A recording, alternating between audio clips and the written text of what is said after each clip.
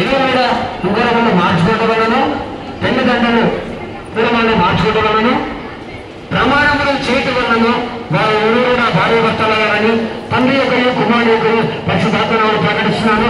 ఈ రోజు నుండి కార్తీక్ ఝాన్సీ గారు భార్య భర్తలు ప్రకటిస్తున్నారు. చెప్పబడి వారు అభినందించాం.